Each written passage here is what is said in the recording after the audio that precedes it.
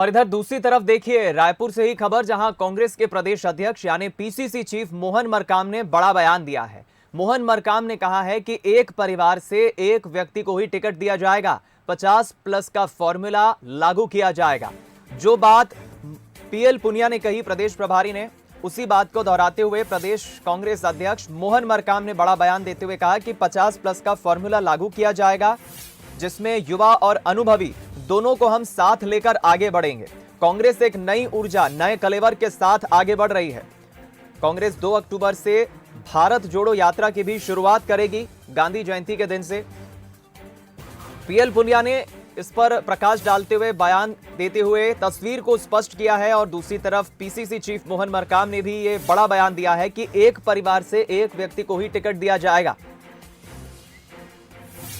50% जो हमारे युवाओं को, जो 50 साल से कम में, संगठन से लेकर अन्य पदों में, उसके साथ साथ एक परिवार से एक व्यक्ति को टिकट, उसके साथ साथ जो युवाओं को अन्य पिछड़े वर्ग, चाहे एसटी हो, एससी हो, ओबीसी हो, अल्पसंख्यक हो, उनको ज़्यादा से ज़्यादा भागीदारी संगठन से लेकर अन्य पदों में कैसे हो, उसके बारे में बृहद चर्चा भी होगी। और जो संकल्प पारित हुए हैं उसको क्रियान्वित करने की जिम्मेदारी राज्यों की है।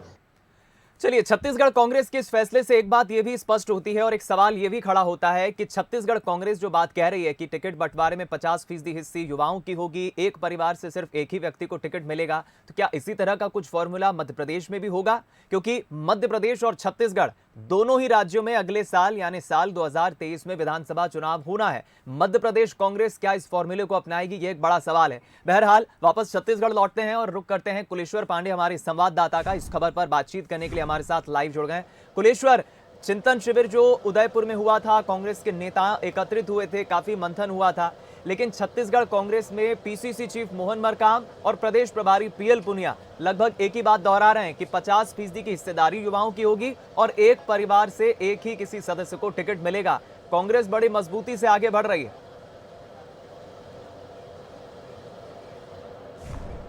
देखिए, बिल्कुल उदयपुर में जो कांग्रेस का चिंतन शिविर हुआ था उसमें बहुत से विषयों को लेकर चर्चा की गई थी। उदयपुर में भी ये बात आई थी कि अब एक परिवार से एक ही लोग को टिकट दिया जाएगा, साथ ही 50-50 जो फॉर्मूला है उसको भी लागू करने की बात की गई थी। निश्चित तौर पर इसको लेकर आज जो है कांग्रेस का 9 संकल्प शिविर छत्तीसगढ़ में 2 दिवसीय कार्यशाला शुरू हो गया है। सीएम भूपेश बघेल ने कार्यक्रम की शुरुआत की है। निश्चित तौर पे इसके पहले मोहन मरकाम और पीएल पुनिया आकर ब्रीफ किए थे। जिस तरह से पीएल पुनिया का बयान सामने, उन्होंने साफ तौर पर कहा है कि किसी को भी चिंता करने की आवश्यकता नहीं है। 50% तो युवाओं को हम भागीदारी देने की बात कर रहे हैं, 100% थोड़ा दे रहे हैं, इसलिए चिंतित और घबराने की जरूरत नहीं है। जो सीनियर नेता हैं वो भी साथ में आगे बढ़ेंगे और जो नौजवान है, जो युवा है, वो भी साथ में आगे बढ़ेंगे।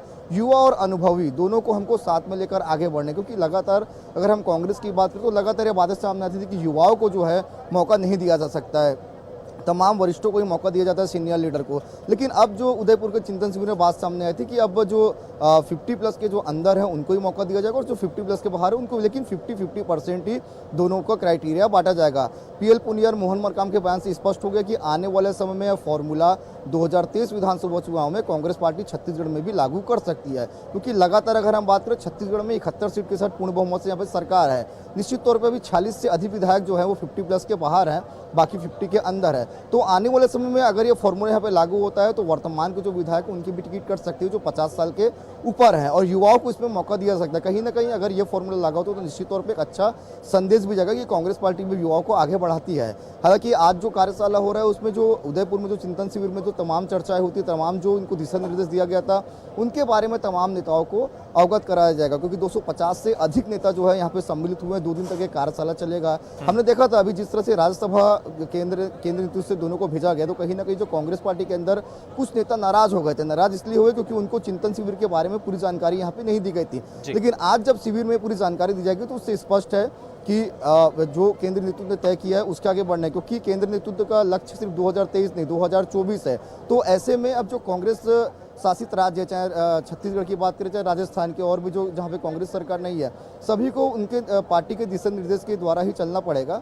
और आज की जो बैठक है उसमें भी इन तमाम विषयों को लेकर चर्चा की जाएगी, पदाधिकारियों से दिशा निर्देश लिया जाएगा और आगे इस फॉर्मूले को कैसे लागू किया जाए। जो उदयपुर में चिंतन शिविर में दिशा निर्देश दिया गया था उनको छत्तीसगढ़ में कैसे क्रियान्वयन किया जाए, जमीनी स्तर में उसको लाकर कैसे आगे बढ़ाया जाए, इन तमाम विषयों को लेकर चर्चा होगी। साथ ही 2 अक्टूबर से कांग्रेस का भारत जोड़ो यात्रा भी शुरू हो रहा है। उसके बाद प्रदेश के जिला स्तर में भी ये 75 किलोमीटर का यात्रा होगा। इन तमाम विषयों को लेकर आज की बैठक में चर्चा होगी। बड़ी बैठक कांग्रेस पार्टी की है, 2 दिन तक रायपुर में चलने वाली। चलिए, बहुत शुक्रिया कुलेश्वर इस पूरी बातचीत के लिए, हमारे साथ खबर पर जुड़ने के लिए, बातचीत करने के लिए।